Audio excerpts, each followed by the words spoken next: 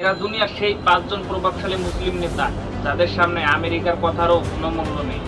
Royal Islamic সার্ভেল সেন্টারের research অনুযায়ী এই 5 জন নেতা এতটাই প্রভাবশালী যে এদের সাথে কেউ শত্রুতা করতে চায় না।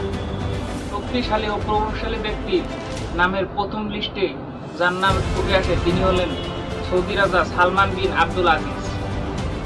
সৌদি রাজা সালমান বিন আব্দুল আজিজ 31শে ডিসেম্বর 1935 সালে সৌদি আরবের রিয়াদে জন্মগ্রহণ করেন। তিনি 2015 সালে কয়েকটি সাহসী পদক্ষেপ নেন। তার মধ্যে হলো তেলের সাম্রাজ্য নিজের দায়িত্ব নেওয়া এবং মক্কা মদিনার রক্ষার দায়িত্ব নেওয়া। ইসলামের প্রসার ও প্রচারের জন্য দুনিয়ার সবচেয়ে বড় নেটওয়ার্কের সাথে তিনি যুক্ত। এই লিস্টে 2 নম্বরে জর্ডান কিং আব্দুল্লাহ সানি ইবনে আল হুসাইনের নাম উঠে আসে।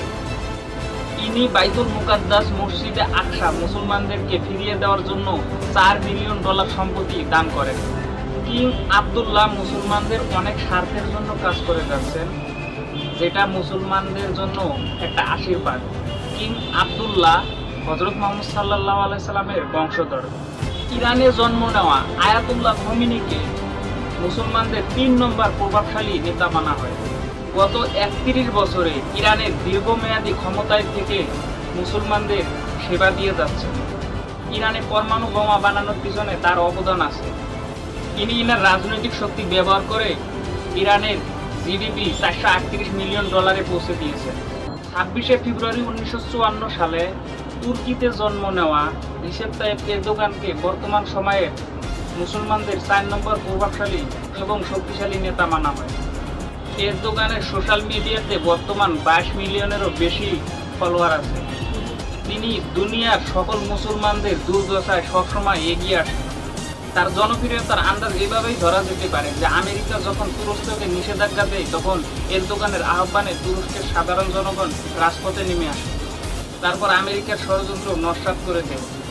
তিনি বর্তমানে তুর্কির ইসলামিক পার্টি একে পার্টির নেতৃত্ব দিচ্ছেন। শক্তিশালী 5 নেতার মধ্যে 5ম স্থানে যার নাম উঠে আসে তিনি হলেন মরক্কোর রাজা মোহাম্মদ চেকা।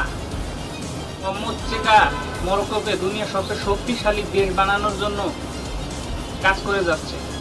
ইনিও হযরত মুহাম্মদ সাল্লাল্লাহু আলাইহি সাল্লামের বংশধর, আর ইনার বংশধররা মরক্কোতে 400 বছর থেকে রাজত্ব করে যাচ্ছে। জানা যায় দুনিয়ার প্রথম ইউনিভার্সিটি এই মরক্কোতেই হয়।